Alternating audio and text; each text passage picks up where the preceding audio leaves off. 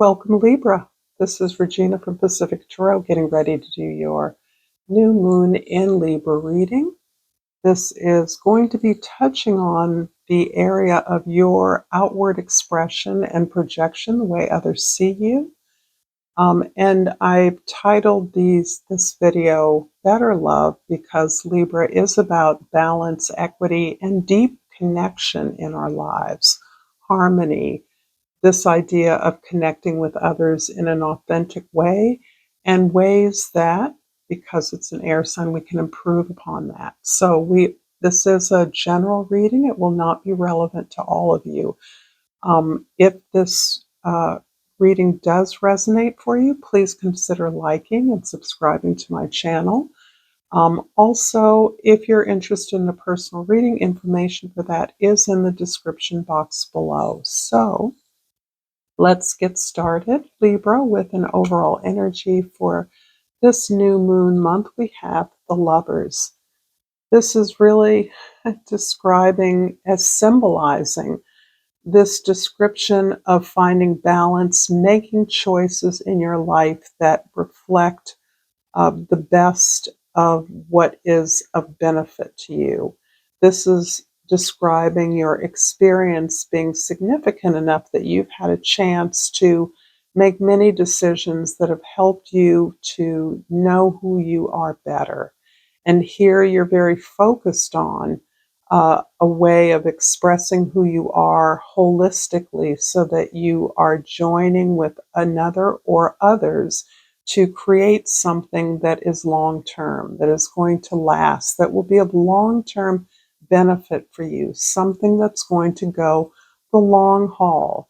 And there are no times there's no foreverness to connections like this.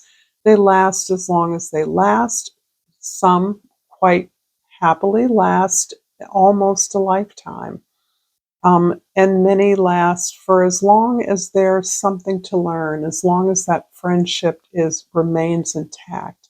But here you may be deciding something. You may be deciding between two partners or a partner or a business opportunity or partnership. So there is something looming that's giving you the chance to invest in yourself for the long term.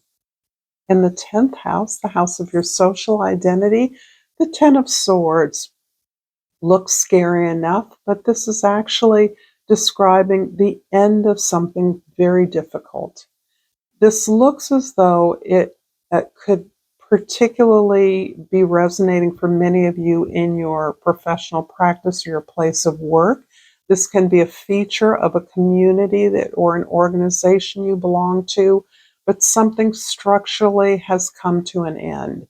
This can be changes in the organization, the collapse of some aspects or all of the business or significant aspects of the business, a change that represents a sea change. In other words, this is about releasing an old set of values and principles upon which something was created, something was believed, and you are no longer feeling the pressure to comply with the expectations of you as a result of that, those rules and regulations. So here you're closing the book on something.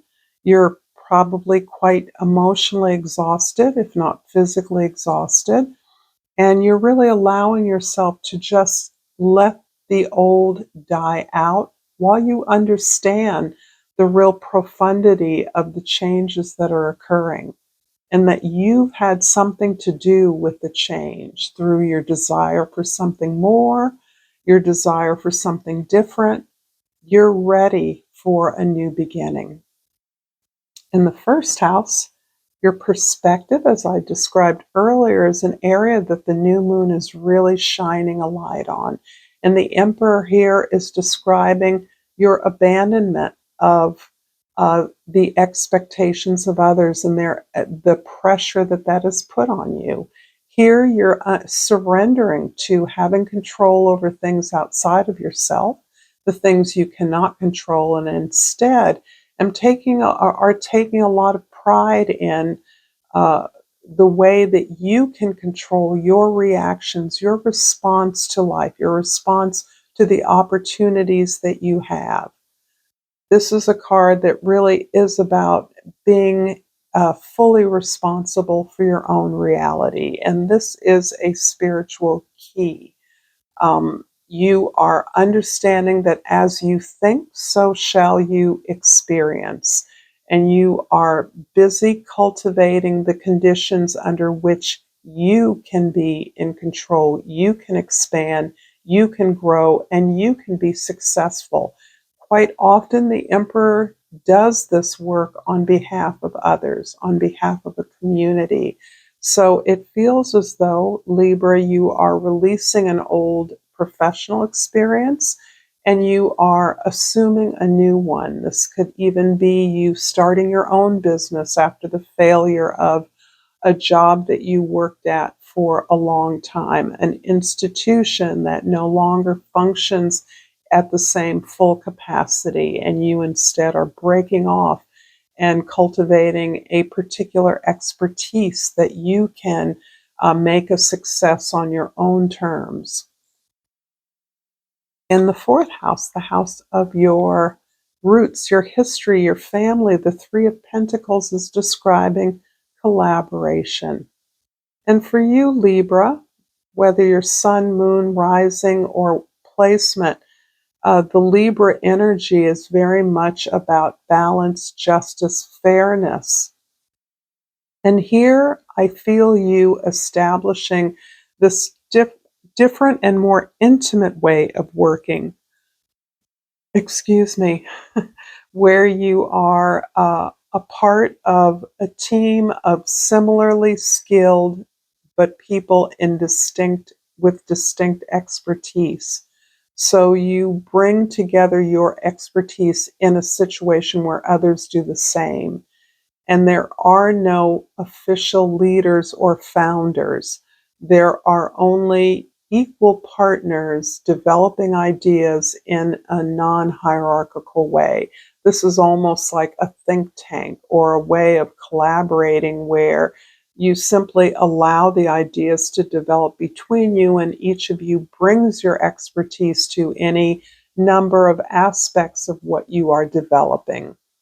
This style of working really suits your creativity. This suits your desire to step up when necessary and step back when you feel that you have participated sufficiently, and allows others to do the same. This is about everyone having a voice, and yet the recognition that whatever is created the credit belongs to all of you. You are focused on developing something of excellence, something of beauty, something of value for others. And in the seventh house, the house of your significant others, we have the Five of Wands. And this feels like, really a perfect team is coalescing. Whoever you've been working with, it feels as though you are moving away from an old structure that was somewhat oppressive and that separated many of you from one another in an environment where tasks and responsibilities were divided up, not in a project-based way. This feels like you're working on a project. So you're bringing together a lot of different expertise, knowledge, and skills in order to solve a problem or to create something. So with this, with the values of collaboration beneath you, you are now able to encourage a learning laboratory environment in whatever project you're working with, so that you are less arguing, less debating, and more building on one another, providing essential critique along the way. But many eyes, many hands, many voices are creating something unique to the situation, and that becomes a unique solution for whoever this is done on behalf of. whoever the audience is. I'm going to pull a Soul's Journey Oracle and hope that this reading is resonating for you. If it is, please like this video, share it with others, and subscribe to my channel, Pacific Tarot. I would greatly appreciate your support, and do feel all the love that you send to me. It's essential, and I greatly feel that support from you. And I pulled the Peace card. I am a being of love, and I release all negative energy. And I'm feeling this is particularly important as you have the Ten of Swords in the midheaven position. This means it's the highest card in the sky and can quite possibly reflect on the global situation, the global environment we're in, where there is war, where there is death, there is challenges beyond our experience, depending on who and where you are. The relative privilege we have to be able to live in a war-free zone for those of us that do. The Peace card is definitely supporting the idea that we can choose at least the sense of an inner peace when all about us is raging. And this, whether you live in a war-torn or a challenged particular part of the globe or not, the conditions are relatively similar in terms of the overstimulation going on in the external world and the need to gain some space and cultivate a kind of silence within in order to find that stability and security, that deeper sense of connection to things that are not simply superficial and temporal. The Emperor in the first house is being clarified by the Two of Pentacles. And this feels like the juggling card. It seems that we all are getting these cards regularly.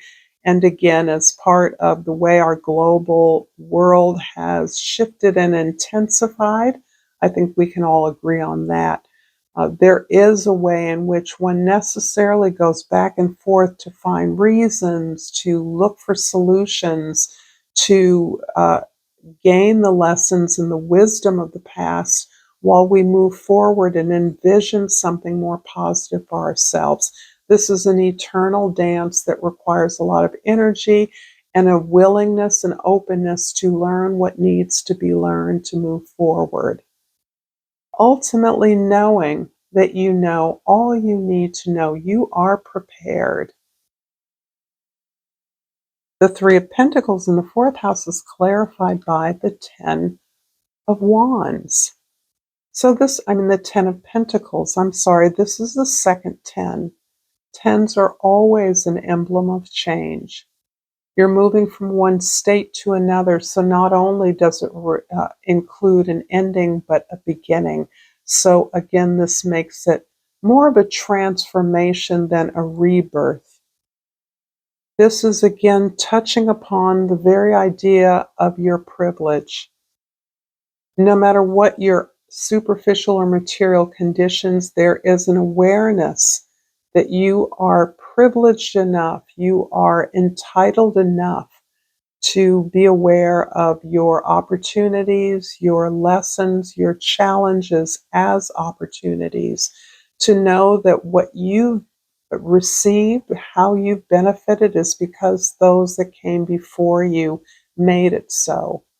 This can have to do with an inheritance or simply a cultural or ancestral legacy that is supporting you, continues to support you, teach you deep wisdom, and that's wisdom you want to pass off, understanding that you're now in a place to pass this wisdom on to others, to make the resources you've enjoyed available to more people.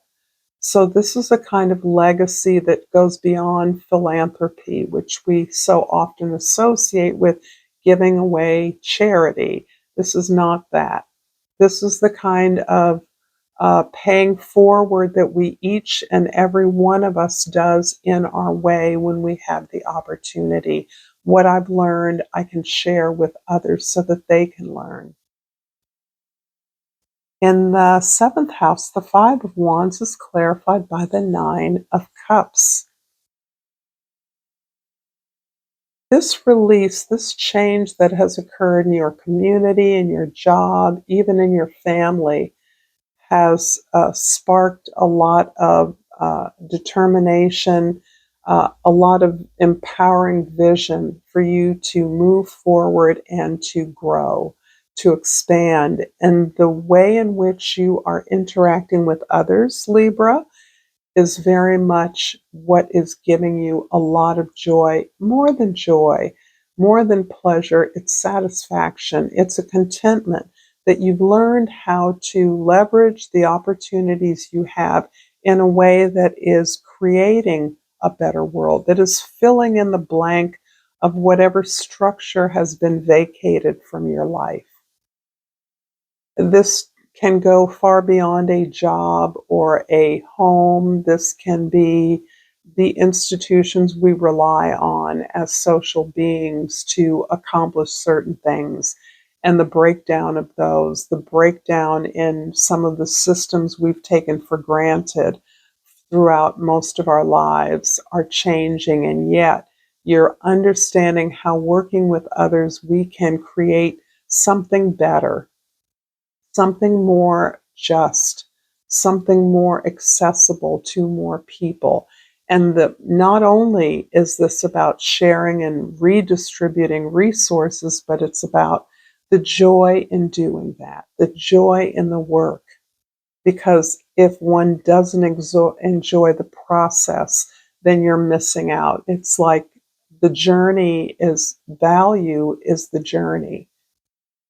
Of course, the benefits, rewards, the success at the end of a journey is of value too, but it means less if we haven't enjoyed every step of the way. And the Ten of Swords is being clarified here by the Fool card. This always feels to me like a liberation for you. And particularly, not only have you stepped away from a certain structure that allowed you to work and serve others, but you have shifted that structure so that you're not abandoning your mission or your purpose. You're actually internalizing that mission. You're working with others at every step of the reconstruction of a healthier system or structure, of organization, social organization, or you are simply have gained more faith and trust in yourself in whatever situation you find yourself in, which means you're more willing to take risks, to articulate your ideas, your vision, to make action towards that vision and the gaining of it. Less concern for what others think, more concern with what you know to be true. And so the actions you're taking may be viewed by others as foolhardy or foolish, and you have the appropriate amount of disdain. Of course, you care about the way that colleagues or people you know, loved ones, think about you, but you're now better informed about the usefulness of that. Many times, our loved ones are the ones that hold us back from taking the challenges that we're compelled to take. And the fool feels as though you are compelled to move in a direction that you know will make your work easier and more productive and make services more available to more people. In other words, a better world. So, in many ways, this is better love. When we love ourselves, when we respect ourselves, when we allow our talents to open, unfold, that takes a lot of trust and faith without knowing what the end product is going to be. You have no idea how this is going to turn out. It's a work in progress.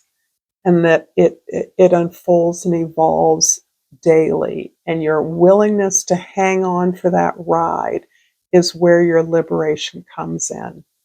And of course, great freedom bears great responsibility. I'm going to finish this reading, Libra, with a chakra love oracle. And I pulled just divinity. Recognize the divine in the mirror. This is the crown chakra. So this is the portal between ourselves and the ethereal realms, the spiritual realm. There's can be religious significance for you depending on your own beliefs, but this is the where in our etheric body our intuition is operating from this cord of light from the divine. And with the new moon in Libra, you are divinely situated to understand the nature of love when it comes to the love that we must first and foremost give to ourselves. There is no right action without self-respect. Thank you so much, Libra, for this beautiful reading. Until next time, namaste.